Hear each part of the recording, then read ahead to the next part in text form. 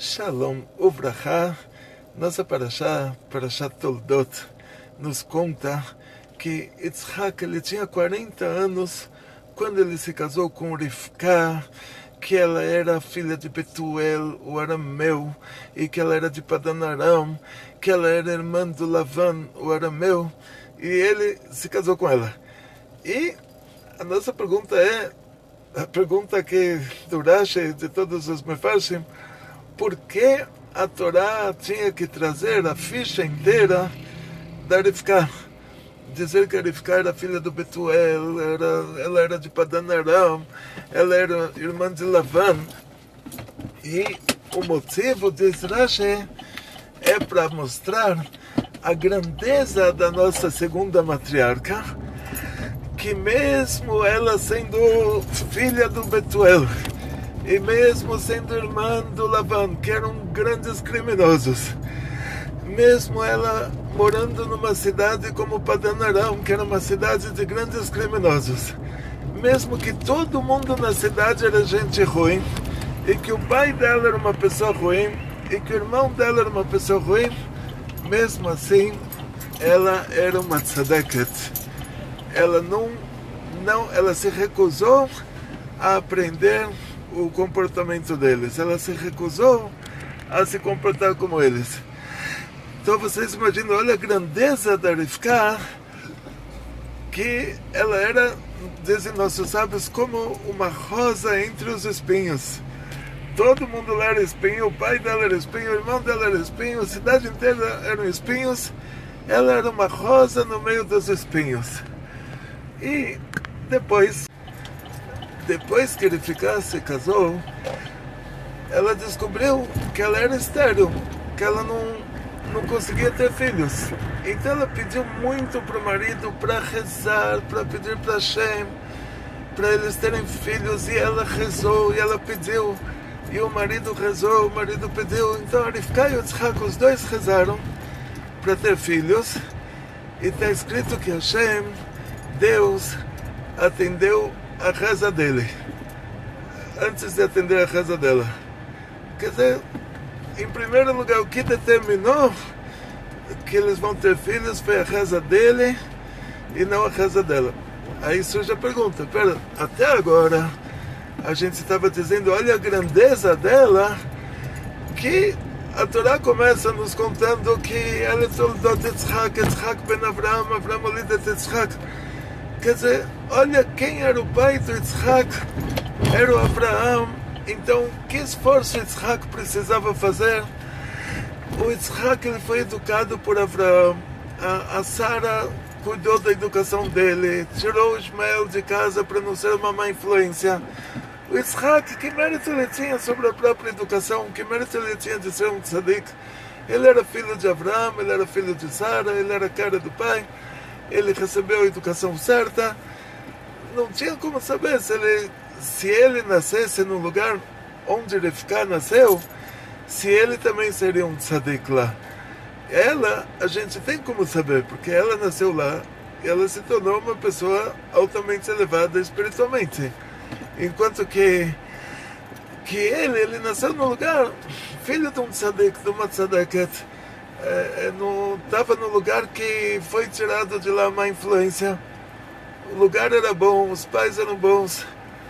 Então, a Torá já nos contou que o mérito dela ultrapassa todos os limites. E a gente comparando o mérito dela com o mérito de Yitzhak, a gente vai ver que o mérito dela é muito maior. E como acontece agora que eles rezam, a reza dele é aceita imediatamente. Hashem, Deus dá prioridade à reza dele e não dá prioridade à reza dela.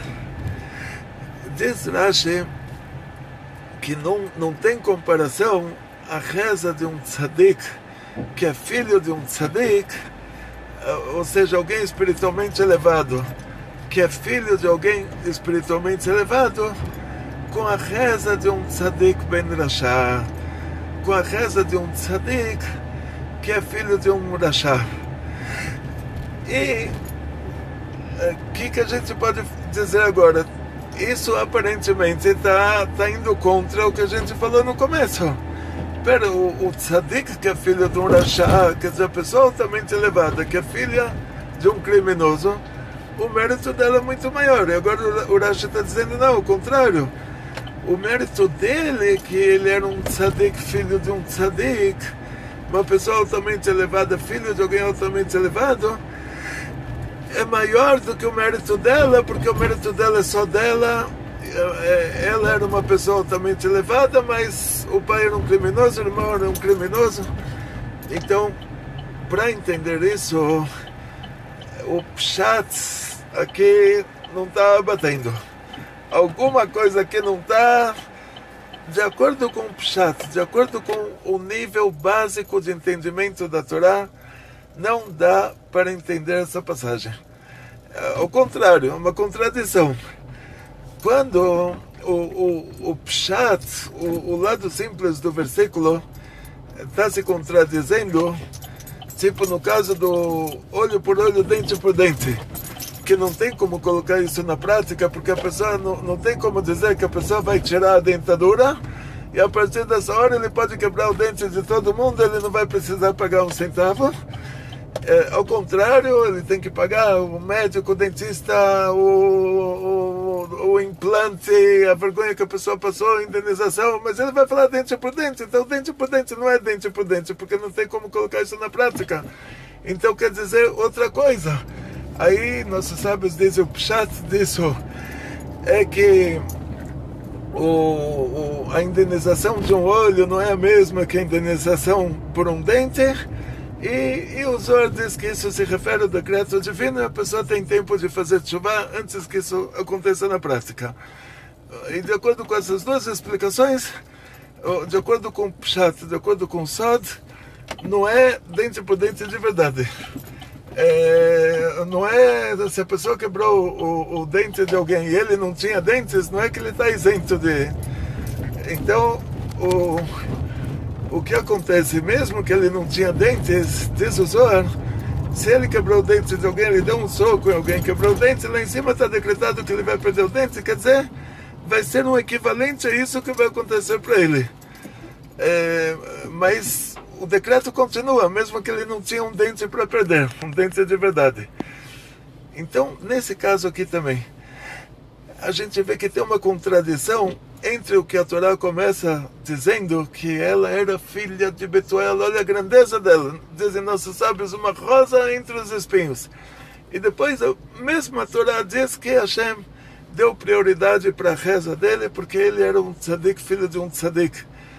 No Pshat tem uma contradição, então a gente vai para o Sod.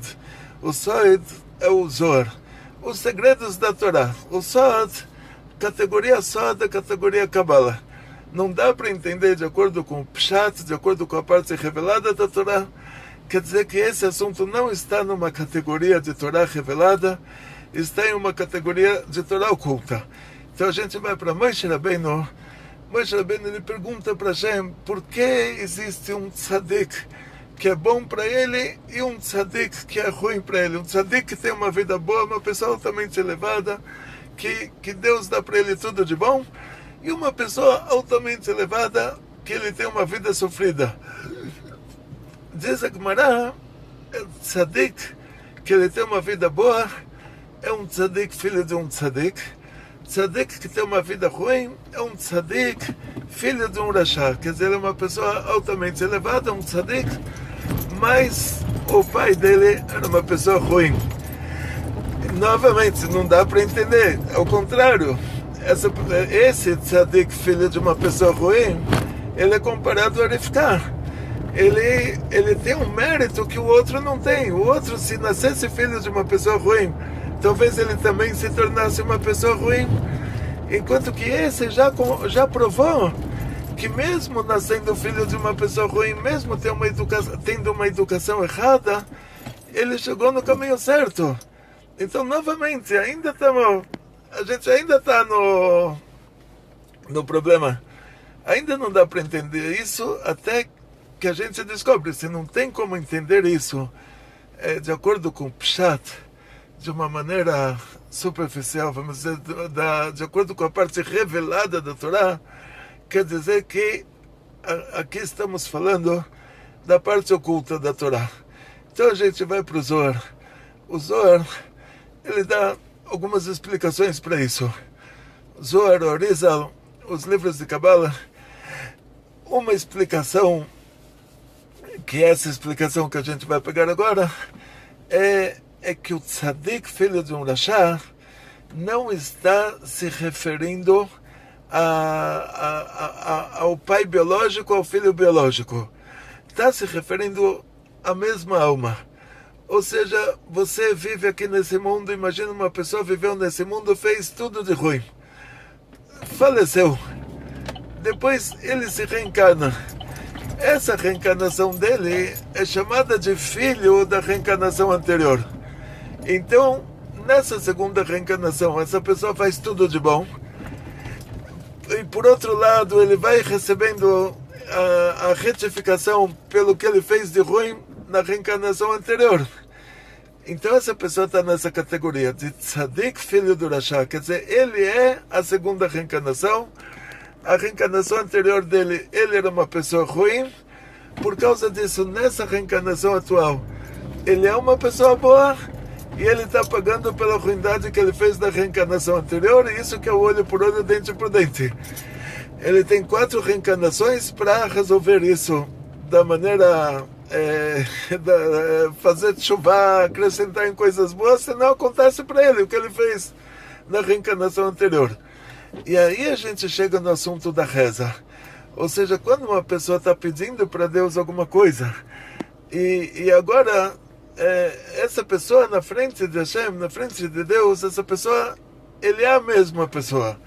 Ele é a mesma pessoa que estava matando, roubando na reencarnação anterior, e que agora ele é um tzadik nessa reencarnação. E aí a gente vai para a segunda explicação do Zohar, que é tzadik veralo, o tzadik que é ruim para ele, é que essa ruindade está dentro dele. Só que ela não determina para ele o que ele tem que fazer. Mas ela está lá para ser retificada, ela está lá enquanto ele não sofreu para que ela desapareça, enquanto ele não retificou ela. Então, na hora que... E essas são as duas explicações para o tzadik que o tzadik filho do Rashá, né? O tzadik que é ruim para ele. Então, por causa disso, quando essa pessoa vai rezar, sendo que ele é uma pessoa boa, mas ele também tem esse lado ruim, e aí a gente entra nesse detalhe. Será que a reza dele é aceita na mesma velocidade que a reza de alguém que era bom na reencarnação anterior e é bom nessa também? Aí a Torá nos revela que não. Que essa pessoa que é o tzadik ben Rashá, tzadik filho de um Rashá, quer dizer filho de si próprio, quer dizer a alma que era um Rashá, uma pessoa ruim, agora ela se reencarna como uma pessoa boa.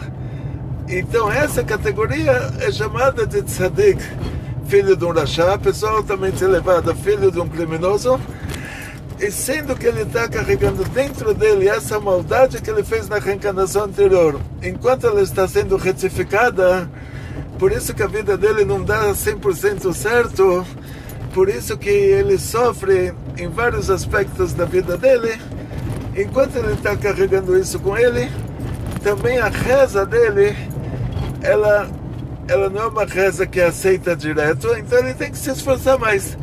Quando a Torá fala que não é comparada a reza de um tzadik, filho de um tzadik, com tzadik, filho de um Rashá, quer dizer que se você fosse para o Baba Sali pedir uma brachá, ele rezasse por você, a reza dele seria imediatamente aceita lá em cima, e na hora que você reza por si próprio, você tem que se esforçar um pouquinho mais.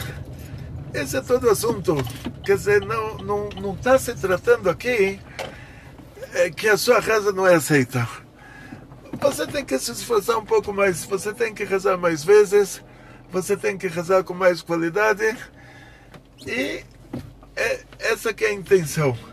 Não é que Deus me livre, você está isento da reza, não é que o Shulchan Aruch está te dizendo, meu filho, existe um mandamento divino de rezar.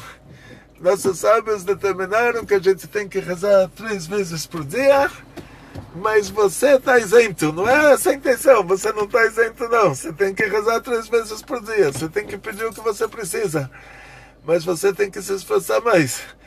Então, aí a gente vê, se na hora que a gente rezou, deu tudo certo, tudo aconteceu, graças a Deus, então já está bom. Agora, se a gente rezou e não aconteceu, e talvez a gente esteja nessa categoria, então a gente tem que rezar mais, com mais qualidade, rezar mais. Esse que é todo o assunto.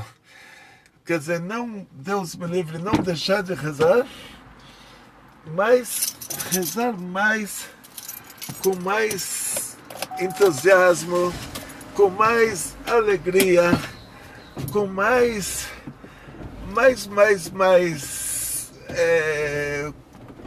tudo, mais alegria, principalmente mais alegria. Isso lá em cima é muito importante. Então, muito sucesso, muita saúde, muito dinheiro, muitas felicidades, e vamos rezar muito mais e com muito mais alegria, e aí tudo vai dar certo. Kol Tov.